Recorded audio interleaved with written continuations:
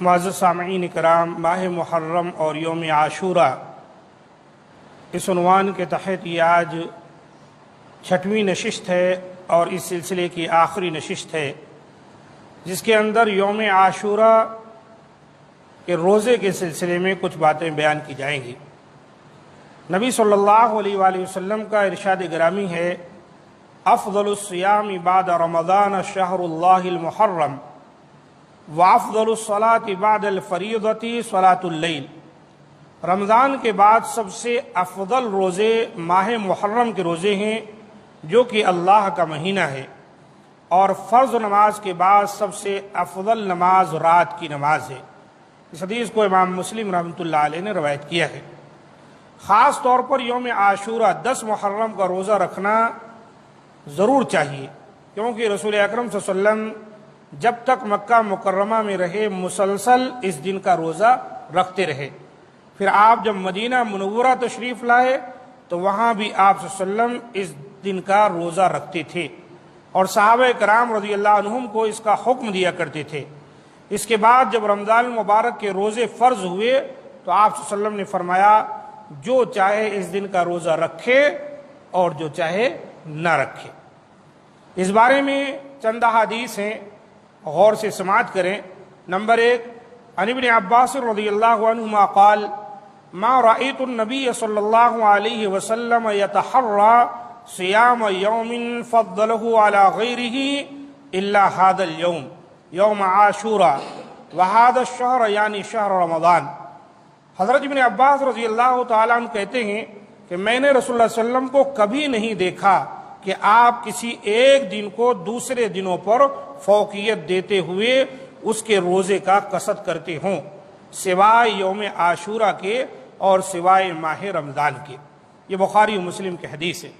یعنی آپ صلی اللہ علیہ وسلم رمضان المبارک کے علاوہ باقی دنوں میں سے یوم عاشورہ کے روزے کا جس قدر اہتمام فرماتے تھے، اتنا کسی اور دن کا اہتمام نہیں فرماتے تھے۔ اور اسی طریقے سے بخاری اور مسلم میں ایک حدیث آئی ہے، حضرت عائشہ رضی اللہ تعالیٰ عنہ بیان کرتی ہیں کہ جاہلیت کے دور میں قریش عاشورہ کا روزہ رکھتے تھے، اور رسول اللہ صلی اللہ علیہ وسلم بھی اس دن کا روزہ رکھتے تھے۔ پھر جب آپ نے مدینہ کی طرف ہجرت کی تو بھی آپ اس دن کا روزہ رکھتے تھے، اور صحابہ اکرام رضی اللہ عنہم کو اس کا حکم دیتے تھے۔ اس کے بعد جب رمضان کے روزے فرض ہو گئے تو آپ صلی اللہ علیہ وسلم نے اختیار دے دیا اور فرمایا، جس کا جی چاہے اس دن کا روزہ رکھ لے اور جو چاہے اس کو چھوڑ دے، من شاء صامہ ومن شاء ترکہ۔ اسی طریقے سے آپ صلی اللہ علیہ وسلم مدینے کے ارد گرد بسنے والی بستیوں میں یہ حکم بھیجا کرتے تھے کہ بستیوں والے یوم عاشورہ کا روزہ رکھیں۔ چنانچہ ہم خود بھی روزہ رکھتے۔ صحابی رسول صحابیہ ہیں ربیع بنت معوذ رضی اللہ تعالیٰ عنہ، وہ کہتی ہیں کہ ہم خود بھی روزہ رکھتے اور اپنے چھوٹے بچوں کو بھی روزہ رکھواتے، اور جب کھانے کے لیے بچے روتے تو ہم انہیں کھلونے دے دیا کرتے تھے تاکہ وہ ان کے ساتھ افطار تک دل بہلاتے رہیں۔ یہ حدیث مسلم شریف میں آئی ہوئی۔ تو اس سے یہ بات معلوم ہے کہ اللہ کے رسول صلی اللہ علیہ وسلم ہجرت سے پہلے بھی اس دن کا روزہ رکھتے تھے، اور حدیثوں میں آیا ہے کہ قریش بھی رکھتے تھے، اور جب آپ پہنچے مدینہ منورہ تو وہاں پر بھی آپ یہ روزہ رکھتے تھے۔ حضرت عبداللہ بن عباس رضی اللہ تعالیٰ عنہ کہتے ہیں کہ رسول اللہ صلی اللہ علیہ وسلم جب مدینہ منورہ میں آئے تو آپ نے دیکھا کہ یہودی یوم عاشورہ کا روزہ رکھتے ہیں۔ آپ نے ان سے پوچھا، تم اس دن کا روزہ کیوں رکھتے ہو؟ انہوں نے کہا، یہ ایک عظیم دن ہے، اس میں اللہ تعالیٰ نے حضرت موسیٰ علیہ السلام اور ان کی قوم کو نجات دی، اور فرعون اور اس کی قوم کو غرق کیا۔ چنانچہ حضرت موسیٰ علیہ السلام نے اسی دن کا روزہ شکرانے کے طور پر رکھا، اس لیے ہم بھی اس دن کا روزہ رکھتے ہیں۔ اس پر آپ صلی اللہ علیہ وآلہ وسلم نے فرمایا، فَنَحْنُ أَحَقُّ وَأَوْلَىٰ بِمُوسَىٰ مِنْكُمْ، تب تو ہم زیادہ حق رکھتے ہیں تمہاری نسبت، ہم حضرت موسیٰ کے زیادہ قریب ہیں۔ پھر آپ صلی اللہ علیہ وسلم نے خود بھی اس دن کا روزہ رکھا اور صحابہ کرام رضی اللہ عنہم کو بھی اس کا حکم دیا۔ یہ حدیث بھی بخاری و مسلم میں آئی ہوئی ہے۔ ان حدیث سے یہ بات معلوم ہو گئی کہ روزہ رکھنا یوم عاشورہ کا یہ سنت ہے۔ لیکن ہوا کیا، یوم عاشورہ کے دن نبی صلی اللہ علیہ وسلم یہ جو روزہ رکھتے تھے تو صحابہ کرام نے اس بات کا اظہار کیا کہ اللہ کے رسول، یہ جو یہود ہیں، نصارہ ہیں، یہ بھی اس دن کی تعظیم کرتے ہیں، روزہ رکھتے ہیں اور ہم بھی رکھتے ہیں۔ تب آپ صلی اللہ علیہ وسلم نے فرمایا تھا فَإِذَا كَانَ الْعَامُ الْمُقْبِلُ انشاءاللہ صُمْنَا الْيَوْمَ التَّاسِعَ، جب آئندہ سال آئے گا تو انشاءاللہ ہم 9 محرم کا روزہ بھی رکھیں گے۔ حضرت عبداللہ بن عباس رضی اللہ تعالیٰ عنہ کہتے ہیں اگلا سال آنے سے پہلے ہی رسول اکرم صلی اللہ علیہ وسلم وفات پا گئے۔ یہ حدیث مسلم شریف میں آئی ہے 1134 نمبر پر۔ لیکن چونکہ اللہ کے رسول صلی اللہ علیہ وسلم اس کا اظہار کر دیے تھے، اس لیے ہم کو اور آپ کو عاشورہ کے ساتھ تاسوعہ یعنی 9 محرم کا روزہ رکھنا ہے۔ صوم عاشورہ میں یہود و نصارہ کی مخالفت کیسے ہوگی؟ اس حدیث سے تو یہ ثابت ہوتا ہے کہ صوم عاشورہ میں یہود و نصارہ کی مخالفت کرنے کے لیے 10 محرم کے روزے کے ساتھ 9 محرم کا روزہ بھی رکھنا چاہیے، اور اسی کی حضرت ابن عباس رضی اللہ تعالیٰ عنہ قائل تھے، یعنی اسی کے حضرت عبداللہ ابن عباس رضی اللہ تعالیٰ عنہ قائل تھے، جیسا کہ ان کا قول ہے خالف الیہود وصوم التاسع والعاشر، یہود کی مخالفت کرو اور 9 اور 10 محرم کا روزہ رکھو۔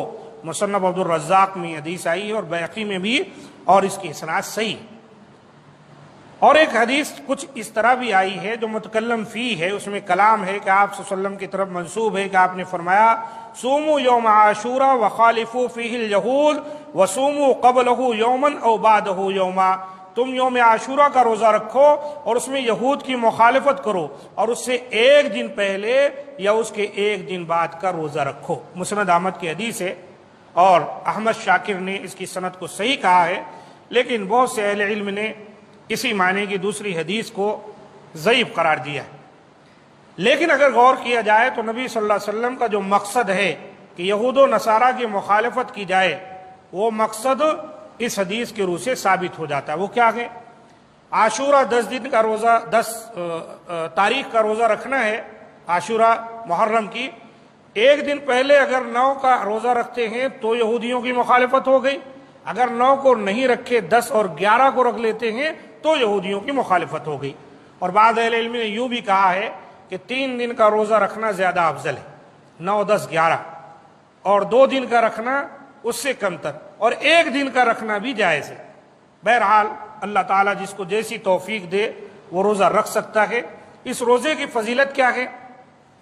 آپ صلی اللہ علیہ وآلہ وسلم نے فرمایا یکفر السنۃ الماضیہ، کہ اس دن کا ایک روزہ یوم عاشورہ کا یا اس کے ساتھ جو بھی ہم سنت پر عمل کرنے کے لیے رکھ رہے ہیں، پچھلے 1 سال کے گناہوں کو مٹا دیتا ہے۔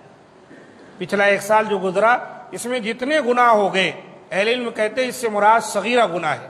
کبیرہ گناہ اگر آپ کریں گے تو اس کے لیے توبہ لازم ہے، اللہ تعالیٰ سے معافی مانگنی ہے اگر اللہ کے حقوق میں آپ نے کمی کی ہے، اور اگر بندوں کا مسئلہ ہے، بندوں کا حق مارا ہے، تو جب تک بندوں کا حق آپ لوٹا نہیں دیتے تب تک اس طرح کے روزے رکھنے سے آپ کے گناہ معاف نہیں ہوگی۔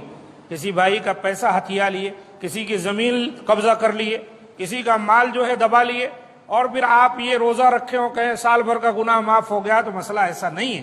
اس سے مراد صغائر ہیں، چھوٹے گناہ ہیں جن کا تعلق کسی کے حقوق سے نہیں ہے۔ جہاں تک حقوق کا مسئلہ ہے تو اس کے لیے سچی توبہ کرنی ہے۔ اور سچی توبہ کیا ہے؟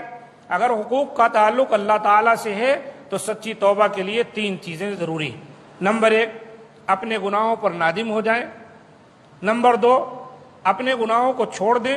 نمبر 3، یہ پکا ارادہ، مصمم ارادہ کر لیں کہ آئندہ پھر آپ یہ گناہ نہیں کریں گے۔